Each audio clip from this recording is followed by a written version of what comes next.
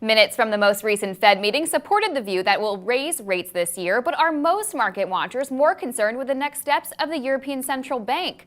I'm joined by Bob Johnson, Director of Economic Analysis at Morningstar.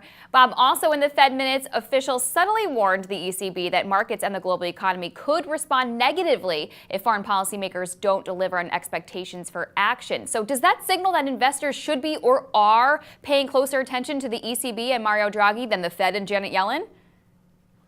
Well, I certainly think that the eyes are on the ECB right now. I mean, clearly, they now have a number that shows that they're actually in outright deflation. Again, some of that's because of energy prices, which we can argue about how sustainable that is.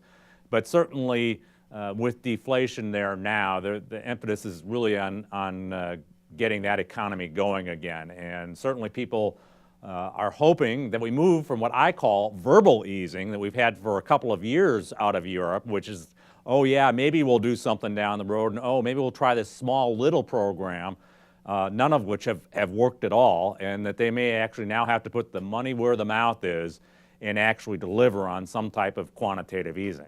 So eyes are on the ECB right now, but do you think as a whole, the ECB has replaced the Fed for now as the most watched central bank by markets? Well, certainly because they've got the next meeting and they've got to make the next big step, certainly they're going to be more watched. The Fed has kind of signaled where they're going and everybody's got some general sets of expectations. With the ECB, I mean, it's been all talk, and now they really want to see if they're going to take action. So there's good reason for the eyes to be there. On the other hand, it's not quite as easy as quantitative easing is in the U.S. Which bonds do they buy? Gee, we have to buy individual country bonds. Well, that's really kind of prohibited by our charter. How do we get around that? So there's a lot of questions about exactly how they do it. And then again, you've got the issue here where the bond market in the U.S. is huge, and by moving the bond market, you're really changing the economy. In the European world, it's much more on bank lending and less on a bond market, less on a huge mortgage market. So the question is, how much effect will quantitative easing have in Europe compared to what it did in the U.S.? And even in the U.S., there's issues about how effective quantitative easing has really been. I mean, it seems like the U.S. economy did better when we were anticipating the easing than when we actually got the easing. And we saw Eurozone consumer prices fall in December for the first time since 2009. So how likely, with all of these factors combined, do you believe it is that the ECB will launch a new bond buying program on January 22nd? And what happens if it doesn't? Well, I think that it's clearly there's always been this debate and this struggle. I think there's some people that in the ECB that would like to have had some easing already. But certainly Germany has been very much, the line in the sand has been, you know, you can't start buying other countries' bonds. That just is not our charter, and we can't really do that. And they've been adamant about, you know, no, we're not going to find little ways to get around the rules.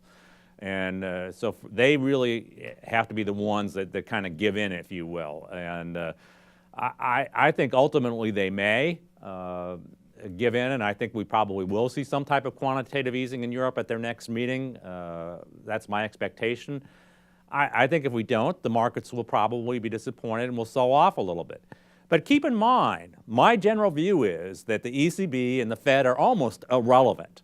Everybody keeps watching every step that they're doing, but their steps are all based on what the economy is doing. And if we had had a booming economy, we wouldn't be sitting here on which day are they going to do quantitative easing analysis.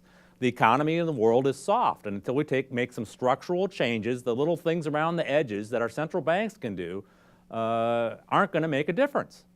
All right, valid points. Thank you so much, Bob Johnson, Director of Economic Analysis at Morningstar. Thank you. And I'm Brittany Umar for The Street.